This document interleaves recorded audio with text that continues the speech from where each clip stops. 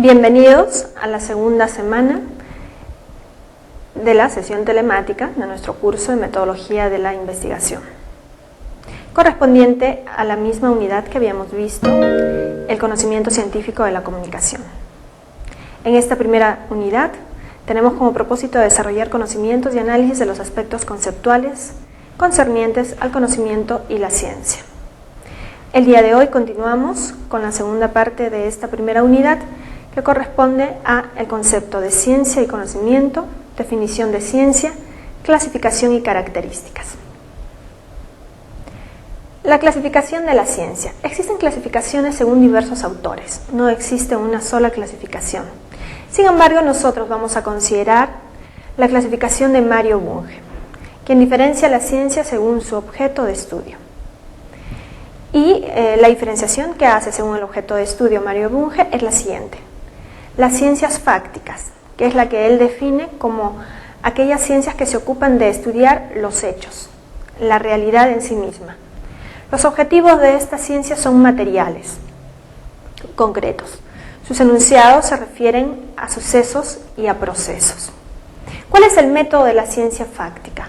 La observación y experimentación para verificar y confirmar si un enunciado es adecuado a su objeto. ¿Cuáles son las ciencias que pertenecen a estas ciencias fácticas, que vienen de hechos, como el término mismo lo dice, que viene de ocuparse de la realidad? Las ciencias sociales. También podríamos considerar en este caso a la historia o nuestra carrera Ciencias de la Comunicación. Las ciencias formales. Las ciencias formales no se ocupan de los hechos. Las ciencias formales tienen como objeto ocuparse de las formas e ideas, es decir, de realidades abstractas, de realidades que no son concretas y que sin embargo rigen también nuestra vida. En este caso aplica el proceso educativo y sus enunciados son relaciones entre signos, por ejemplo, lo que ocurre con la matemática y la lógica. ¿Cuál es el método de estas ciencias formales? La lógica para demostrar o probar rigurosamente los teoremas propuestos, que es un buen instrumento para el estudio de todas estas especialidades dentro de las ciencias formales.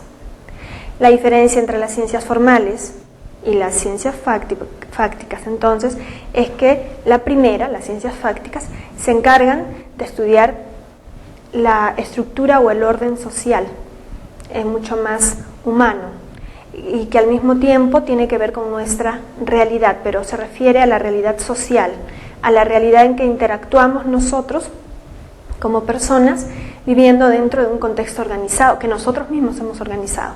En cambio, en las ciencias formales tenemos una realidad también mucho influenciada y creada por nosotros, pero a nivel abstracto, y corresponde a las matemáticas o a la lógica. Jean Ladriehr considera la siguiente clasificación. Ladriehr tiene otra clasificación de las ciencias. Él dice que las ciencias formales son la matemática y la lógica o ciencia de los sistemas formales, igual que Mario Bunge. Luego, define las ciencias empírico-formales, que siguen el modelo de la física. Él hace una diferenciación entre matemática, ciencias matemáticas y la física. Las ciencias empírico-formales hacen referencia a una realidad que es empíricamente aprehensible. Eso quiere decir que en la experiencia o en la experimentación yo puedo obtener el conocimiento del orden dentro de la física, utilizando en el análisis de esta realidad los recursos dados por las ciencias formales. Es decir, aplico lo que yo sé de las matemáticas y de la lógica a esta realidad física. Ahora, las ciencias empírico-formales se diferencian de las ciencias fácticas, según Mario Bunge, porque las fácticas tienen un orden social, como les repito. En cambio, en este caso, que claro, se corresponde con la realidad. Cuando hablamos de realidad nos referimos a lo concreto, ahí donde están los objetos, donde están las calles, donde están las estructuras empresariales, en fin. Pero dentro de las ciencias empírico-formales encontramos de la física en sí misma. Estamos hablando de los fenómenos naturales, estamos hablando del mundo natural, ¿no? Más allá del mundo social. Continuando con la clasificación de Ladrier, habíamos visto las ciencias formales, las ciencias empírico-formales. Vamos a ver ahora qué son las ciencias hermenéuticas, según Ladrier. Estas son interpretativas. La hermenéutica es la disciplina que se encarga de la interpretación de los signos en general y de los símbolos en particular. Como vemos, estas clasificaciones no son universales, quiero decir, no es que sea una sola, haya o existe una sola forma de clasificar las ciencias, sino según los autores. Para Ladrier hay una diferencia entre las ciencias hermenéuticas y las ciencias fácticas, según Mario Bunge. Porque si Mario Bunge agarra todas las ciencias sociales, dentro de las ciencias sociales estudiamos también los signos culturales. Pero para Ladrier encontramos que hay una clasificación exclusiva para estudiar los signos en general y los símbolos en particular, ¿no? Tienen ustedes ahí, por ejemplo, la imagen de todos los signos correspondientes al social media, es decir, a la socialización dentro de Internet, dentro del mundo virtual, que son símbolos y signos que nos ayudan a comunicarnos y que están cargados de significación en nuestra interacción comunicativa. Ejemplo de ciencias hermenéuticas, según esta definición, podemos poner a la semiótica o a la semiología. La clasificación de Piaget es la siguiente. Él establece 4 grandes conjuntos en el amplio campo de las disciplinas que conciernen a las múltiples actividades del hombre. Piaget dice, hay un primer tipo de ciencias, que es las ciencias nomotéticas, que intentan llegar a establecer leyes, algunas veces en el sentido de relaciones cuantitativas, relativamente constantes, y expresables en forma de funciones matemáticas. Es decir, las ciencias matemáticas o lo que otros autores denominarían las ciencias formales.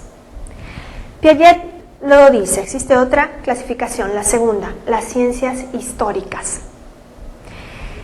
que tienen por objeto reconstruir y comprender el desarrollo de los acontecimientos en la vida social a través del tiempo. Tengamos en cuenta lo siguiente, para Piaget la clasificación depende según las múltiples actividades del hombre. Una que se ocupa de las funciones matemáticas, otra que es la que comprende, ocupa a las personas que se encargan de estudiar el pasado, los hechos históricos, tal y como sucedieron. Que para otros autores esto sería pues parte de las ciencias sociales. Las ciencias jurídicas, nos sigue diciendo Piaget, que ocupan una posición muy diferente debido a que el derecho constituye un sistema de normas en la que una norma se distingue por una misma obligatoriedad de las relaciones más o menos generales buscadas por las ciencias nomotéticas, llámese leyes matemáticas, bajo el nombre de leyes. Entonces hay una diferencia entre las nomotéticas y este tipo de leyes jurídicas. Ahora, las leyes jurídicas son parte de una realidad social que nos ayudan a ejercer o a vivir dentro de un ambiente civilizado, que nos garantice vivir en armonía, ¿no? Dentro de un estado justo. Estas ciencias jurídicas se diferencian de las ciencias históricas, nos dice Piaget, porque mientras que una se encarga simplemente de lo que pasó, que no es poco, sino tiene, por supuesto, mucha complejidad, las ciencias jurídicas nos encargan de ver cómo se organiza, ¿no? Cómo se organizó también en otros tiempos el sistema social, nuestra convivencia. Y en cuarto lugar, dice Piaget, están las ciencias filosóficas. Se considera a estas ciencias difíciles de clasificar debido a que hay entre los filósofos, ¿no? o que entre los filósofos reina cierto desacuerdo. Sin embargo, hay una proposición común a todas las escuelas que la filosofía propone alcanzar una coordinación que tenga en cuenta no solo los conocimientos adquiridos y la crítica de esos conocimientos, sino las convicciones y valores múltiples del hombre en todas sus actividades. La ciencia filosófica nos dice, en resumen, de lo que se ocupa es de analizar, hacer crítica, hacer reflexión sobre todos los conocimientos adquiridos, históricos, sobre la física, las piensa, las analiza, porque busca un sentido profundo, un sentido humano profundo. Pero al mismo tiempo va más allá, ¿no?, de estos conocimientos y se ocupa de las convicciones y valores múltiples del hombre en todas sus actividades. Porque cada hecho histórico, cada ley, nace de una reflexión y de una aspiración humana última, y ahí están los principios. La necesidad de la libertad, de la justicia, de la ética, y la filosofía trata de encontrar un sentido a todo lo anteriormente mencionado, ¿no?, a las leyes, a la historia, etc. Muy bien, hemos terminado de ver las clasificaciones de diferentes autores que hacen de la ciencia. Les repito, son clasificaciones que vamos a tener en cuenta, por lo menos de los 3 autores que hemos visto en esta clase, y sin embargo hay más también. Ahora vamos a ver características de la ciencia. Según Mario Bunge, estas son algunas de las características de las ciencias fácticas. Primero, dice él, el conocimiento científico es fáctico. El conocimiento científico necesita de la aplicación de los hechos, estudiar los hechos y al mismo tiempo en sí mismo ser un hecho.